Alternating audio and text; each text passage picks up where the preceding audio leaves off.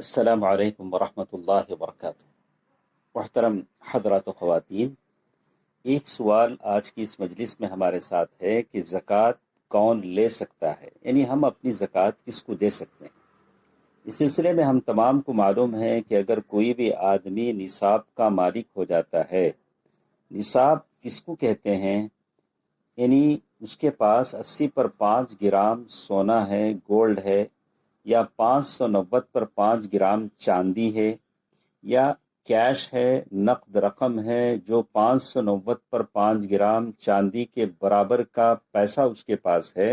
اور اس پر سال بھر گزر جاتا ہے، اس سونے پر، چاندی پر، کیش پر، تو وہ زکوٰۃ دینے کے قابل ہو جاتا ہے، اس کو زکوٰۃ دینا پڑے گا۔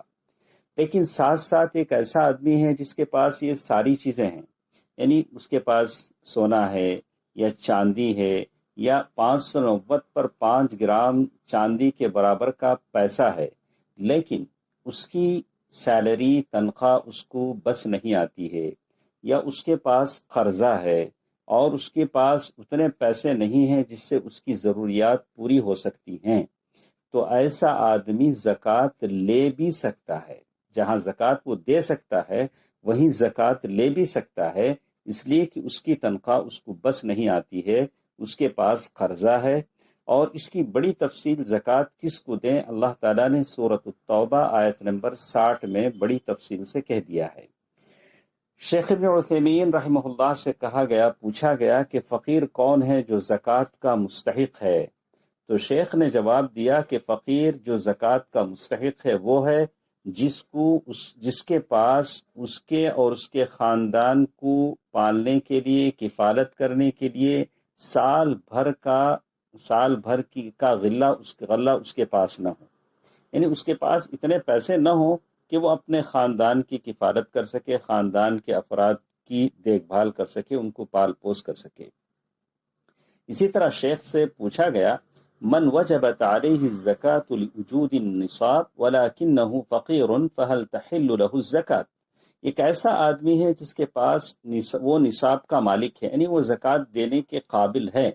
لیکن وہ فقیر ہے، یعنی اس کے پاس اتنے پیسے نہیں ہیں کہ وہ اپنا قرض ادا کر سکے، گھر کا کرایہ دے سکے، یا اپنی تنخواہ سے خاندان کو پال سکے، گرچہ کہ اس کے پاس سونا ہے یا چاندی ہے یا اتنا کیش ہے۔ تو شیخ نے جواب دیا کہ ہر وہ آدمی جس پر زکوٰۃ واجب ہے، اس کا مطلب یہ نہیں کہ وہ زکوٰۃ لے نہیں سکتا ہے، وہ زکوٰۃ دے بھی سکتا ہے، لے بھی سکتا ہے۔ مطلب وہ فی الحال زکوٰۃ نہیں دے سکتا ہے، لیکن کسی اور سے وہ زکوٰۃ لے اور لے کر اتنا پیسہ اس کے پاس جمع ہو جائے کہ اس کو زکوٰۃ دینا پڑتا ہے، تو وہ زکوٰۃ دے سکتا ہے۔ تو ساری بات کا خلاصہ ہمارے پاس یہ سمجھ میں آتا ہے کہ ایک آدمی نصاب کا مالک ہونے کے باوجود اس کی تنخواہ اس کو اگر بس نہیں آتی ہے، گھر کا کرایہ وہ ادا نہیں کر پاتا ہے، بچوں کی اسکول کی فیس وہ بھر نہیں پاتا ہے، یا وہ قرض دار ہے، تو وہ دوسروں سے زکوٰۃ لے بھی سکتا ہے۔ اللہ تعالی ہم تمام کو اپنے خزانوں میں سے عطا فرمائے، آمین۔ والسلام علیکم ورحمۃ اللہ وبرکاتہ۔